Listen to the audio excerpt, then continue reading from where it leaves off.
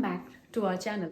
Keeping Quiet, another poem of Flamingo poem. Pablo Neruda is the poet of this poem. This is also very important. पिछले कई सालों में कई questions repeat हुए. अब आप कहेंगे कि हर चैप्टर को मैम इंपॉर्टेंट ही कहती है, तो क्या करें, इंपॉर्टेंट सभी कुछ है. हाँ, उस पोम में से कुछ ऐसी चीज़ें निकाल लेते हैं जो वाकई में इंपॉर्टेंट, जो पिछले कई सालों में रिपीट हुई हैं. तो क्यों ना हम अपने बोर्ड के एग्जाम को इतना सरल बना लें कि हम सिर्फ वही चीज़ें लर्न करें, वही क्वेश्चंस देखें जो इंपॉर्टेंट है, जो पिछले कई सालों से रिपीट होते आए, क्योंकि उन्हीं के आने के चांसेस ज़्यादा हैं. तो इस चैप्टर से भी कुछ और हैं, लेकिन पहले एक एक्सप्लेनेशन ले लेते हैं लाइन बाय लाइन. पहले इसका थीम देख लेते हैं. थीम क्या है? थीम क्या है? The power of silence and thought as a means of comprehending and engaging with the world.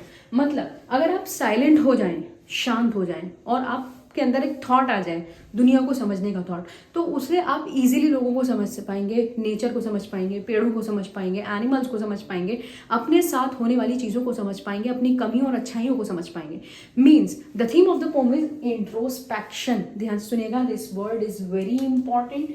Introspection. हम लोगों की लाइफ में इतने ज़्यादा झगड़े इसलिए हैं क्योंकि हम ये काम नहीं करते हैं. This is the best activity a human should do. Meditate करना चाहिए इंसान को, और मेडिटेशन में इंट्रोस्पेक्शन करना चाहिए. इंट्रोस्पेक्शन मतलब अंतः दर्शन करना चाहिए, अपने अंदर देखना चाहिए, अपनी कमियों को और अपनी अच्छाइयों को ऑब्जर्व करना चाहिए. एक इंसान सबसे बेहतर अपने लिए ये कर सकता है, कोई और नहीं कर सकता है. ठीक है, तो जितना इंसान इंट्रोस्पेक्शन करेगा उतना दुनिया को समझेगा, नेचर को समझेगा, एनिमल्स को समझेगा, प्लांट्स को समझेगा. अब करते हैं इसकी line by line explanation. Okay students, मैं पहले ये बताना चाहती हूँ आपको कि हमारी लाइफ में इतनी सारी प्रॉब्लम्स क्यों हैं, हम क्यों भाग दौड़ रहे हैं इधर उधर. हम पैसा कमाना चाहते हैं, कोई कुछ अचीव करना चाहता है, कोई बिजनेसमैन बनना चाहता है, किसी को बड़ा घर चाहिए. There are so many things but we don't stop for few minutes and we don't introspect ourselves. हम खुद को इंट्रोस्पेक्ट क्यों नहीं करते? हम बड़े फनी अंदाज में इस पोम को पढ़ेंगे. पहला स्टैंजा 1 देख लेते हैं. Now we will count to 12 and we will all keep still. Point क्या कर रहे हैं? पैब्लो नेरुदा बड़े अच्छे अंदाज में कर रहे हैं. We will count to 12. एक वर्ड याद रखिएगा यहाँ पर 12. ये कई बार क्वेश्चंस में भी रिपीट हुआ है, इसलिए मैंने इसको इनसर्कल कर दिया है.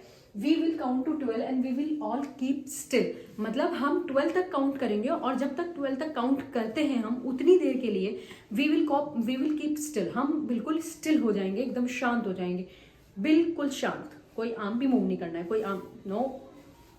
ओके, तो हम बिल्कुल स्टिल खड़े हो जाएंगे, एकदम शांत, एकदम. Okay, and for once on the face of the earth let's not speak any language, let's stop for 1 second and not move our arm so much. क्या कह रहे हैं? कह रहे हैं कि एक बार, बस एक बार के लिए इस दुनिया में, इस पृथ्वी पर जिस पे हमने इतना कोहराम मचाया हुआ ना, उस पृथ्वी पर हम थोड़ी देर के लिए खामोश हो जाएं.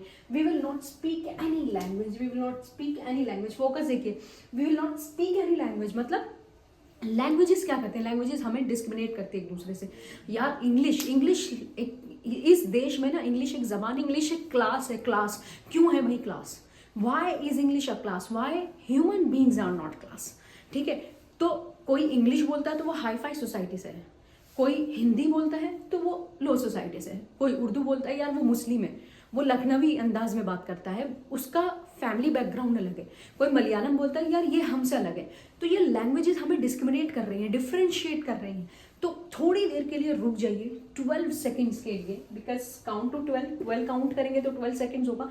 तो 12 सेकेंड्स में कोई भी लैंग्वेज मत बोलिए, ताकि डिस्क्रिमिनेशन मिट जाए, ताकि हम एक दूसरे के बीच में, जब दो लोग एक साथ बैठे होंगे तो बिल्कुल एक से लगेंगे. नाक एक है, कान एक है, 2 होंठ है, चेहरा वही, सांस लेने का तरीका वही, 2 हाथ वही, 2 पैर, सब कुछ सेम है. लेकिन जैसे ही वो बोलेंगे फौरन पता चलेगा कि यार ये मलयालम है, ये तेलुगु है, ये कन्नड़ी है, ये हिंदी है, ये इंग्लिश है. सारी चीज़ें जब भी पता चलेंगी. तो don't speak any language. Let's stop for 1 second. 1 second के लिए रुक जाइए, बस 1 सेकेंड के लिए. यहाँ पर थोड़ा सा कॉन्ट्रडिक्शन है. यहाँ ये कह रहे हैं 12 तक काउंट करेंगे, यहाँ कह रहे हैं 1 सेकेंड के लिए रुक जाइए. 1 सेकेंड का मतलब ये, कई बार हम कहते हैं ना कि यार बस 1 सेकेंड, बस 1 सेकेंड मेरी बात सुन लो. अब वो बात होती है 10 मिनट की, लेकिन वो 1 सेकेंड के लिए रुकता है. ठीक है, तो ये 1 सेकेंड वही वाली चीज़ इंप्लाई कर रहे हैं यहाँ पर, कि वो कह रहे हैं कि 1 सेकेंड के लिए रुक जाइए बस, और सुनिए, लिसन, इंट्रोस्पेक्ट करिए खुद को. ठीक है, and not move our arm so much. अपने हाथों को, अपने पैरों को इतना मत हिलाइए, इतना मत सोचिए. You have to stop, you have to introspect yourself. में फिगर्स ऑफ स्पीच यूज हुई है. Number 1, assonance. एजोनेंस क्या होता है? ASSONANCE. एजोनेंस क्या होता है? कंफ्यूज नहीं होगा. एलिट्रेशन और एजोनेंस में कई बार बच्चे कंफ्यूज होते हैं. ध्यान से सुनिएगा, समझ में आ जाएगा, और पक्का इस वाली स्टैंजा का जो फिगर्स ऑफ स्पीच है 50% चांसेस है कि ये स्टैंजा एक्सट्रैक्ट में आ जाए और आपसे फिगर ऑफ स्पीच भी पूछ ले, ठीक है। तो एजोनेंस का मतलब होता है रिपीटिशन ऑफ वॉवेल साउंड। क्या होता है इसका मतलब? Repetition of vowel sounds. अब ये वॉवेल साउंड्स जो है ये किसी भी वर्ड के बिगिनिंग में यानी कि जैसे साउंड ऑफ होल वर्ल्ड, तो इसमें जो ओ साउंड रिपीट हो रहा है ना, ओ साउंड रिपीट हो रहा है, वो कहीं भी रिपीट हो रहा है, मतलब बिगिनिंग में भी हो रहा है, ठीक है, मिडिल में भी हो रहा है और एंड में भी हो सकता है। तो ओ साउंड जब रिपीट हो रहा है, ये वोवेल साउंड है। ओ क्या है? ओ एक वोवेल साउंड है। वोवेल 5 होते हैं ना, ए वोवेल कितने होते हैं? ए ई आई ओ यू। तो ये जो ओ साउंड है ये वोवेल है। तो वोवेल जब रिपीट हो रहा है बार बार एक ही कई सारे वर्ड्स में बीच में कहीं ना कहीं रिपीट हो रहा है, तो एजोनेंस आता है। क्या होता है?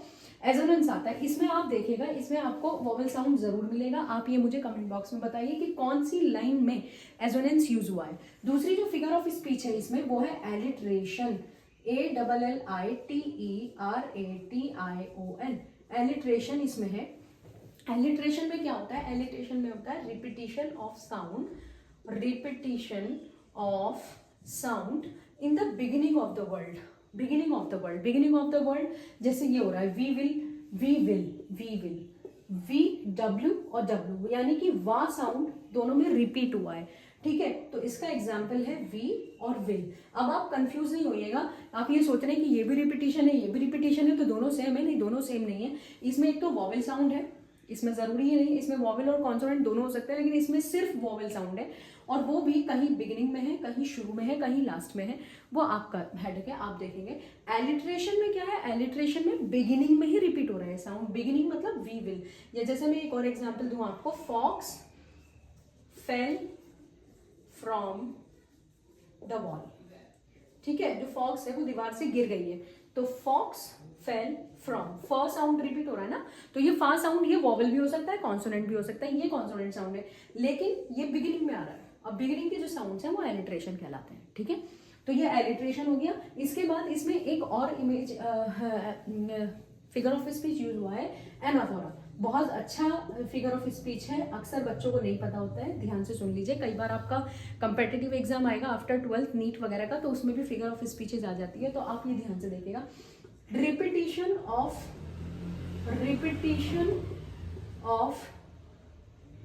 टू और more than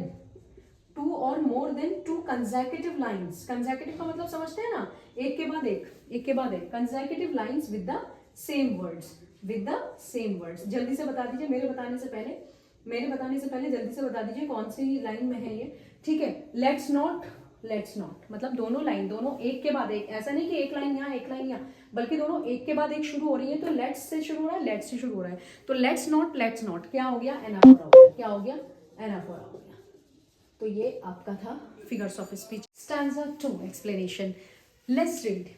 It would be an exotic moment. Exotic. There is many questions come from the same topic. What is the meaning of exotic? Or what type of exotic moment he is talking about? So you should know what is the meaning of exotic. Exotic का meaning होता है strange, absolutely strange, बिल्कुल एकदम rare, अजीब, हटके.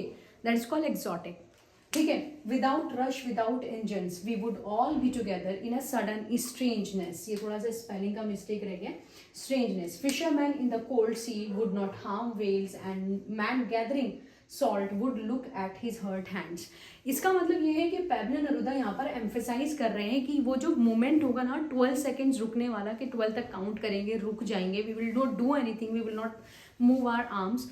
तो हम सब जब रुक जाएंगे, कोई लैंग्वेज नहीं बोलेंगे, कोई एक्टिविटी नहीं करेंगे, तो उस सेंस में क्या होगा? वो एक एक्सोटिक सा मोमेंट होगा। आपको याद होगा अभी से 2-3 साल पहले 2021 में जब लॉकडाउन लगा था, तो लॉकडाउन में सब कुछ स्टिल हो गया था।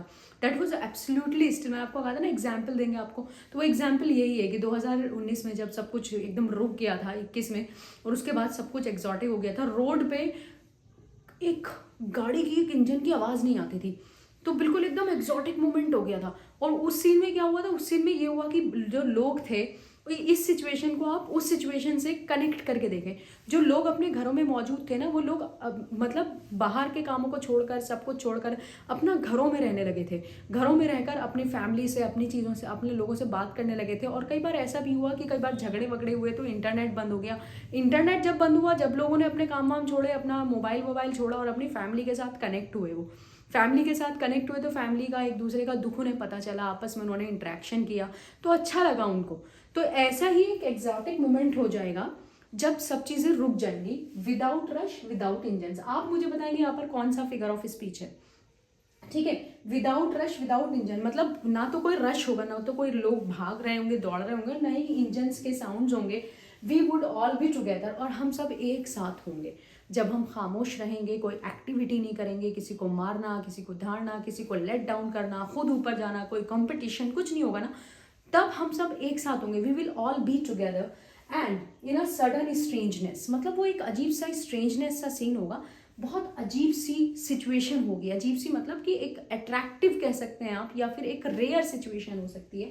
Fisherman in the cold sea would not harm whales. जो फिशरमैन हैं, जो मछलियाँ पकड़ रहे हैं, लोग, मछलियों का व्यापार चल रहा है कि मतलब दुनिया की आधी से ज़्यादा जनता मछलियाँ ही खाती है, मछलियों को फ्राई करके खाता है, कोई भून के खाता है, कोई सुखा के खाता है। तो वो सारी चीज़ें, वो फिशरमैन वाली एक्टिविटी ख़त्म हो जाएगी। मछलियों को, एनिमल्स को कोई हार्म नहीं होगा, सब अपनी अपनी जगह खुश रहेंगे। And the man gathering salt would look at his hurt hands. यहाँ पर एक ऐसे इंसान का एग्जाम्पल दे रहे हैं पैब्लो नेरूदा, जो सॉल्ट इकट्ठा करता है, समुद्र से नमक निकालता है ना, तो नमक से उसके हाथ जो हैं वो जख्मी हो जाते हैं, उसके हाथों पे कट्स लग जाते हैं। यहाँ पर फोकस वो इस पे नहीं कर रहे हैं, फोकस वो हम लोगों पे कर रहे हैं कि हम लोग पूरे पूरे दिन काम में लगे रहते हैं, पूरे पूरे दिन गधों की तरह काम करते हैं लोग। हमने देखा होगा अपनी फैमिली में, फादर मदर सब लोग जॉब पे हैं, वर्किंग में, कभी हमारे पास इतना टाइम नहीं होता that we should look at ourselves. हम अपने आप को देखें, हम क्या हैं, what are we doing, what we should spend quality times with our family।